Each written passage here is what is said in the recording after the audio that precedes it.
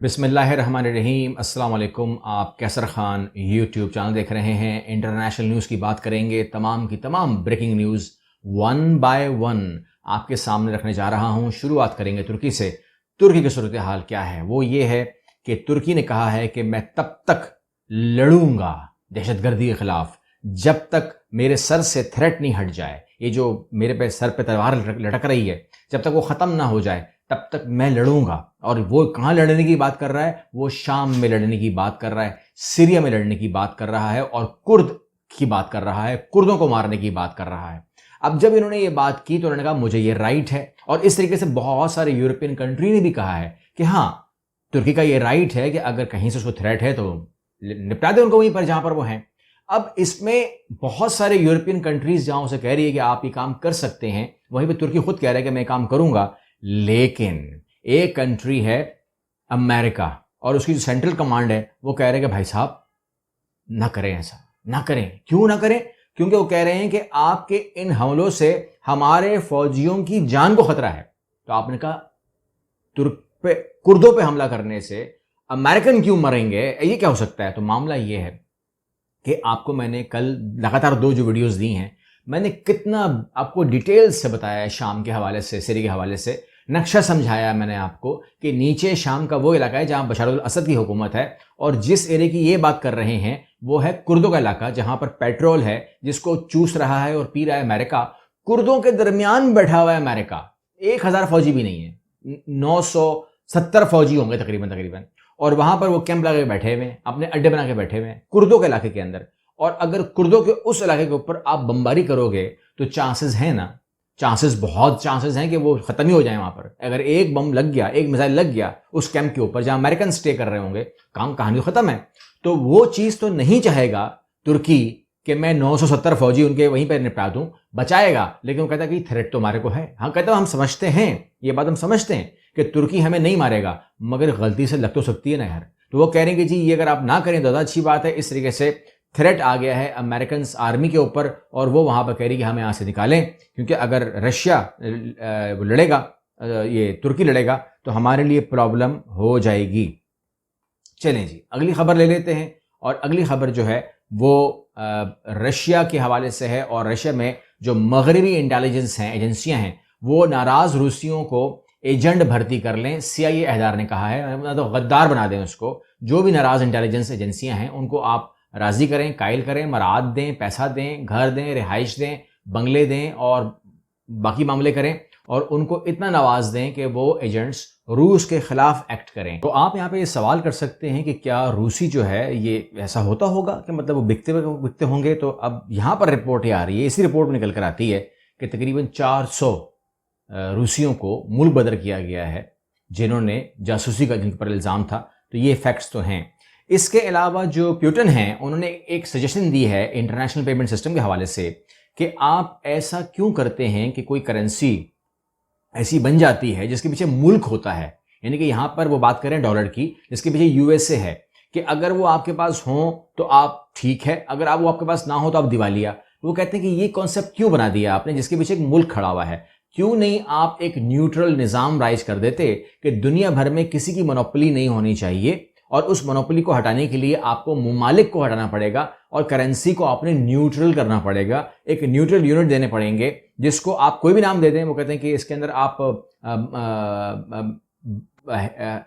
जो cyber currency है, जो वो क्रिप्टो करेंसी वगैरह, उसके ऑप्शन भी दे रहे हैं। बहुत सारे ऑप्शन दिए हैं। उन्होंने कहा आप इन पर काम करें, लेकिन उस करेंसी के ऊपर जिस पर इंटरनेशनल में काम होता है उसके पीछे कोई मुल्क ना हो, ताकि वो न्यूट्रल करेंसी काउंट हो और उसमें हो जाए। अब इस बात को क्या माना जाएगा, नहीं माना जाएगा, तो इसके चांसेस कम हैं, क्योंकि अमेरिका का इन्फ्लुएंस पूरी दुनिया के ऊपर है और वो इनको प्रेशराइज करेगा कि वो ऐसा ना हो। अगली अगर हम रशिया से ही बात करें तो रशिया ने कहा है कि अगर ऑयल प्राइस को लेकर अगर कैप की बात की गई, अगर हमारे प्राइस के ऊपर कैप लगाया गया तो इसके सीरियस कॉन्सिक्वेंस होंगे। ठीक है ना? यहाँ पर इसके जो उर्दू में क्या बोलते हैं इसको, यानी कि बहुत ही सीरियस इसके रिजल्ट निकलेंगे, दुनिया को देने पड़ेंगे अगर मेरे पर ये कैप आ गया तो ये तमाम सीरियस मामला तो है। लेकिन ये अभी चूंकि एक सिर्फ बात है तो इसको हम अभी बढ़ाना नहीं चाहते। जब ये बात होगी, अप्लाई हो जाएगा, तो फिर जो है हम बात करेंगे। इस टाइम आप पूछते हैं कि अमेरिका कोई चाइना का कोई स्टेटस क्या है रशिया का, आप स्टेटस पूछते हैं। स्टेटस जो है अभी अभी अगर आप देखें, अल जज़ीरा खबर कर रहा है कि Europe has labelled Russia a state sponsor of terror. ठीक है ना, व्हाट नेक्स्ट, आगे फिर लंबी बात है। देखिए मामला ये है कि इस टाइम बहुत सारे ऐसे ममालिक दुनिया में मौजूद हैं जो कहते हैं कि वो टेरर को स्टेट के तौर पर उसको प्रमोट करते हैं, यानी कि वो उनका जो स्टेट है, उनका जो गवर्नमेंट है, उनका जो रियासत है, वो दहशतगर्दी को प्रमोट करती है। ये कोई ग्रुप की बात नहीं हो रही है, प्यूटिन की बात हो रही है।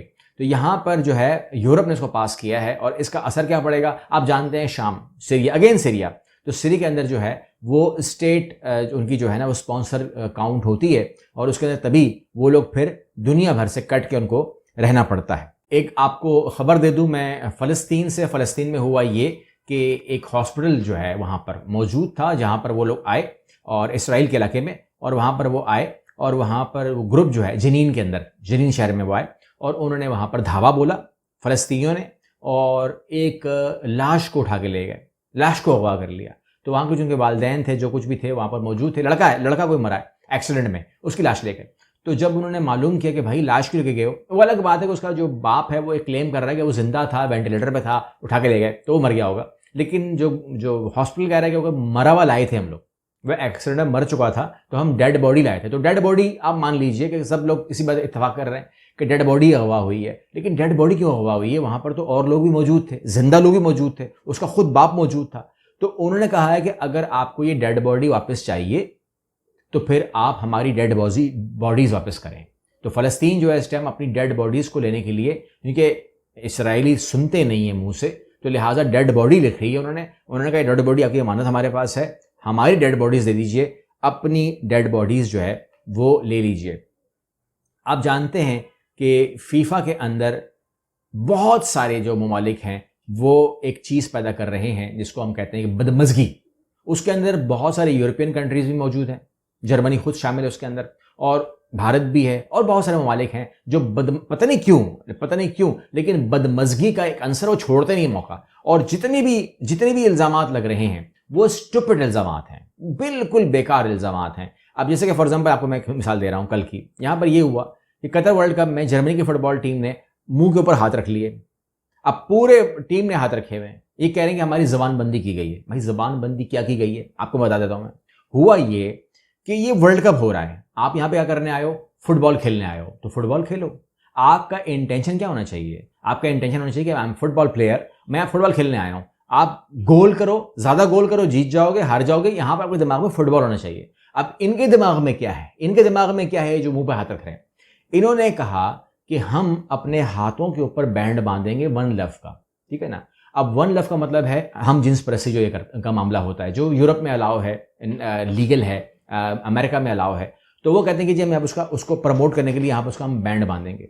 फीफा ने कहा है कि यहाँ पर सिर्फ और सिर्फ फुटबॉल की बात होगी, FIFA here is for football only.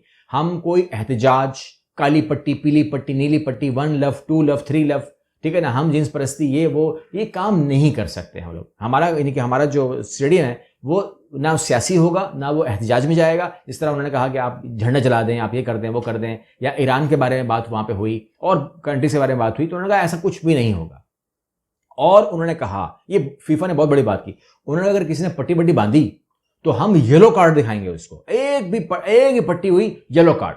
बहुत खतरनाक धमकी थी। तो उन्होंने कहा आपने तो हमारा मुंह बंद कर दिया, तो जबानबंदी हो गई। तो इन्होंने शुरू में एहतजाज कर दिया, अपने मुंह पे हाथ रख दिया कि आपने तो हमारी जबान ही बंद कर दी, यानी कि बोलने का कोई हक ही नहीं है। तो और उसके बाद फिर इनके जो मिनिस्टर है, वो जो देखने आई है मैच जर्मनी की, उस अब मैं क्या बोलूं, उसने लगाया बन, यानी कि आप अंदाजा लगाइए, अगर आपके अंदर ऐसी कोई भी चीज है, गैर इखलाकी हरकत मौजूद है, तो उसकी तो मुमानियत है। कतर के अंदर वहां एक मुस्लिम मुल्क है, वहां पर आपको ये चीज क्यों जोश मार रही है, क्यों आपके दिमाग में चीज है, क्यों, सवाल ही पैदा होता है। अगर कोई आपकी ख्वाहिशात हैं वो नाजायज हैं, ठीक है ना, कोई आपको कह देगा जी शराब यहाँ पे मना है ग्राउंड के अंदर, फिर आप शराब कर रहे हो, आप पी लो ना। जब आपकी मैच खत्म होगा, जब आप एक के मुकाबले में 10 गोलों से हारोगे, तो चले जाओ अपने होटलों के अंदर, पीते रहो शराब। और जो आपके दिमाग में शौक आ रहा है, आप बस में लंबी चौड़ी टीम हो, लगे रहो, जो करना है करो होटल के अंदर, लेकिन आप ग्राउंड में आके उसके ऊपर क्यों आप बैंडेज बांध के जो है, मेरी समझ से बाहर है। बहरहाल आप इसके ऊपर अपने राय दे सकते हैं। एक बार फिर आखिरी में खबर पेश कर रहा हूं। एक बार फिर अमेरिकन कमीशन ने भारत में अक़लियतों के साथ किए गए सलूक पर तहफ़्फ़ुज़ात का इज़हार किया है। मतलब हमें नहीं समझ में आती कि इनके अंदर क्या नफ़रत है अक़लियतों को लेकर। उन्होंने अक़लियत कहा है, यानी कि वहाँ पर बताया ही जा रहा है कि वहाँ का मुसलमान तो परेशान है ही, बल्कि वहाँ पर क्रिश्चियंस भी खैरियत से नहीं होते और ना ही वहाँ पर दलित, छोटी ज़ात वाले हिंदू या फिर जो वो हैं सिख या कोई और कम्युनिटी भी वहाँ पर महफूज नहीं है। आग लगा देते हैं, आग लगाकर पता नहीं नारे मारना शुरू कर देते हैं, तलवारें निकाल लेते हैं, गुस्से में आ जाते हैं और इसकी वजह मेडिकली समझ में नहीं आ रही कि इनके अंदर वो कौन सा गुस्सा है जिनको गुस्सा आ जाता है इस बात के ऊपर मुझे। क्योंकि वहाँ पर अगर किसी को कोई मज़हब भी है, अगर वो नेशनल इंडियन है तो वो फिर इंडियन नेशनल हैं, ठीक है ना, उनका कोई वो नहीं बनता। और इनकी जो भी इस तरीके से ये एहतजाज करते हैं और जिस तरीके से ये पोर्ट्रे करते हैं, तो ये हिंदुइज़्म का तो चेहरा नहीं हो सकता। मैं नहीं समझता कि जो इनके देवता जो इनको जिनको भी ये मानते हैं, उन्होंने ये जो इनका जो फ़लसफ़ा है, यकीनन ये नहीं होगा। उनका कहीं न कहीं अमन से ही वास्ता रहा होगा और उन्होंने अगर कोई दर्स दिया होगा तो वो अमन का दिया होगा कि दूसरे को हर्ट मत करो। ये मेरा एज्यूम कर रहा हूँ, हर्ट मत करो तमाम। लेकिन इनको अगर उस को देख लो यहाँ पर आप, तो कभी आग लगा देते हैं, कभी तलवारें निकाल लेते हैं, कभी घरों पे धावा बोल देते हैं, कभी मस्जिदों को शहीद कर देते हैं, कभी सिख गोल्डन टेम्पल में घुस जाते हैं। कोई समझ में नहीं आ रहा कि इनके अंदर जज्बात मोदी ने बाद में डाले हैं या इनकी अपनी बुक के अंदर महाभारत बना देते हैं ये लोग। बहरहाल जो भी है आप ज़रूर कमेंट कीजिएगा। वीडियो मिलते हैं। अल्लाह हाफ़िज़।